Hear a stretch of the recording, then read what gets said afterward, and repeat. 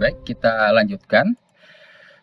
Kemudian ada satu kurva lagi yang wajib, ya, saya katakan kembali adalah wajib disandingkan ataupun dikombinasikan dengan kurva pompa tadi, ya.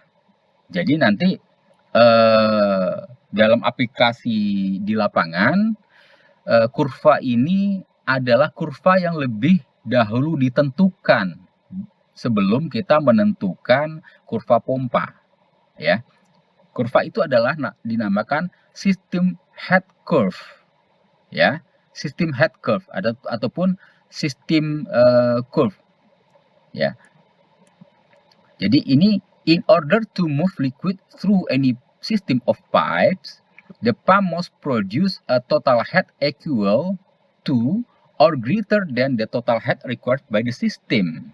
Ya, perhatikan di sini, ya. Untuk dapat mengalirkan air, ya, melewati pemipaan, ya, pompa harus dapat menghasilkan, ya, head yang sama ataupun lebih besar dari total head yang diperlukan oleh sistem.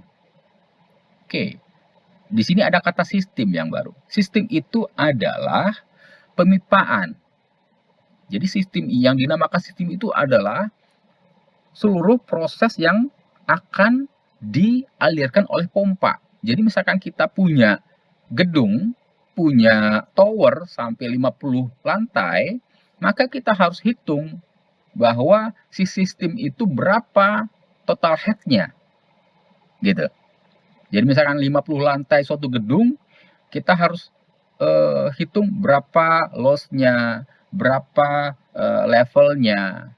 Nah, itu yang dinamakan sistem kurvanya, sistem head curve suatu jaringan pemipaan.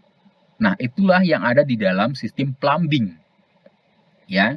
Jadi dalam plumbing, sistem plumbing gedung, ya, itu ada yang dinamakan sistem head-nya, ya. Jadi plumbing itu akan berbicara bagaimana sistem head itu wajib disediakan, ya, wajib diketahui, ya, sebelum kita menggunakan pompa.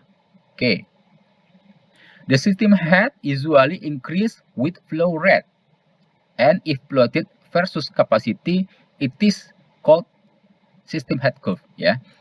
Ya, baik-baik cermati di sini kalimatnya adalah the system head usually increases with flow rate, ya. Jadi sistem head itu, ya, akan selalu biasanya, ya, naik sesuai dengan flow yang dialirkan. Nah, ya. The shape of the system head curve is an important consideration in the proper selection of pump in building services. Ya, jadi kurva sistem itu adalah, ya, sangat penting dipertimbangkan untuk apa? Untuk memilih pompa dalam pelayanan gedung. Ya, di sini dinyatakan sesuai seperti itu, ya. Jadi sebelum kita beli pompa, ya, bahasa teknis di lapangannya, jadi gini, sebelum kita beli pompa, maka kita harus tahu sistem head sistem plumbing kita seperti apa bentuknya, kurvanya seperti apa. Nah, ini harus kita pahami dan kita harus buat, harus digambarkan. Jadi orang teknik di lapangan itu harus mampu menggambarkan sistem head curve-nya seperti apa. Sistem head jaringan di plumbingnya itu akan seperti apa bentuknya, ya. Oke, kan kita lanjutkan di sini, ya. The total head required to pump, ya, liquid through a system, ya. Sorry. Is the sum of static head and the head due to friction loss in the system. Ya, for example, ya, untuk contohnya, misalkan suatu gedung adalah 15 meter, ya, dan kemudian dia punya friction loss-nya adalah 3 meter, jadi totalnya ada 18 meter. Ya. Jadi seperti itu. Nah, kita coba gambarkan di sini. Nah, ini yang dinamakan gambar dari sistem head curve. Ya. Jadi ketika dia 0, ya, dia akan memiliki total head-nya adalah 50. Artinya si tekanan itu dia sampai 50 meter saat dia kapasitasnya 0. Kemudian dia akan bergerak perlahan-lahan, ya. Jika ditambahkan kapasitasnya, ya, bergerak ke kanan, terus ke kanan, maka tekanannya juga akan naik terus ke kanan, dia akan naik, ya. Seperti itu cara membacanya, ya. Jadi ini adalah perjalanan tekanan yang melewati sistem plumbing ataupun sistem jaringan pemipaan, ya, ketika ditambahkan air dari pompa. Jadi pompa itu kan akan memproduksi air secara terus-menerus, ya. Ketika ditambahkan 50 lps, kemudian ditambahkan lagi menjadi 70 lps, ditambahkan lagi menjadi 100 lps gitu, ya. Kemudian ditambahkan lagi menjadi 150 lps, dia akan terus naik friksinya, ya. Dan tekanan itu total head-nya juga akan bertambah naik. Nah, ini yang dinamakan sistem head curve-nya, ya. Seperti itu.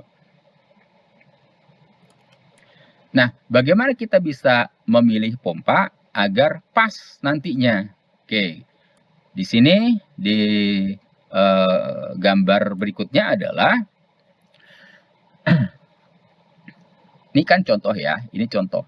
Jadi setelah kita melakukan perhitungan sistem head-nya, sistem head curve, ya, maka akan kita tetapkan, oh, berarti di sini berarti di titik inilah saat 100 galon per menit, ya, dia tekanannya total head-nya akan menjadi sekitar 20 meter, gitu, ya. Jadi kita lihat sistem curve yang nomor 2, ya, sistem curve nomor 2 ini sebenarnya yang idealnya, ya. Jadi ketika tekanan 0, total head 0, dia juga kapasitasnya juga masih 0. Artinya si pipa itu belum terisi air.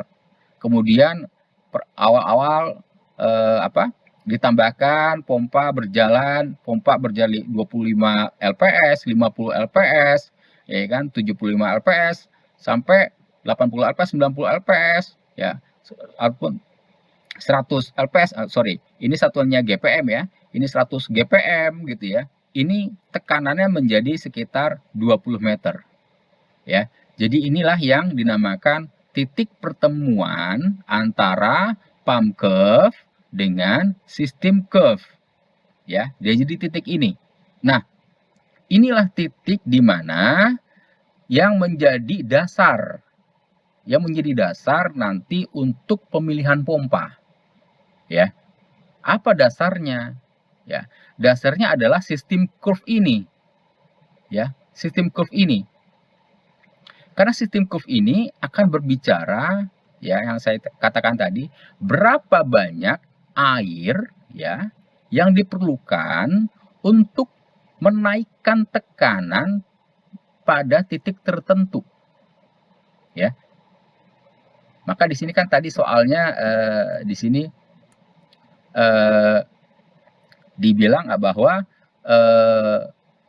dia butuh sistem head curve sampai 18 meter, ya, sampai 18 meter. Mungkin di sini gambarnya antara 18 sampai 20 meter. Oke, karena ketentuan di awal adalah sistem head curve-nya 18 meter, di awal sudah dibicarakan bahwa apa? equal to or greater than the total head required by the system. Jadi kita harus memilih sama ataupun lebih besar daripada total head-nya, ya. Jadi di sini kan tadi misalkan dihitung 18 meter, ya 18 meter di sini, maka di sini dipilih menjadi 20 meter. Ya, secara teknis di lapangan akan selalu seperti itu. Maka nanti kalian di lapangan untuk sistem pemompaan misalkan sudah dihitung friksi loss-nya berapa, level elevasinya berapa, ya, tekanan yang dibutuhkan berapa, maka akan tambahkanlah 1 atau 2 meter biasanya untuk memilih pump curve-nya, ya. Jadi misalnya sistem curve-nya ini, jadi kita pilih di 20 meter. Jadi nanti akan dilakukan pemilihan pompanya berarti kapasitasnya berapa? 100 GPM di 20 meter. Nah, seperti itu. Nanti akan cocok. Ya, akan cocok. Jadi, pompa itu akan mampu melayani sampai 20 meter untuk sistem jaringan di gedung tertentu. Ya, nanti akan pas sekali dan biasanya akan sangat melayani pelanggan dengan kecukupan air dengan tekanan yang sesuai dengan kebutuhan. Nah, inilah yang dinamakan matching. Jadi, pump curve dengan sistem curve itu match di titik yang diinginkan, ya. Sehingga saat si pompa bekerja, point of operation si pompa akan mendapatkan nilai efisiensi yang tinggi. Nah, balik lagi ke karakter kurva si pompanya, ya. Yang seperti sebelumnya kita jelaskan. Ya.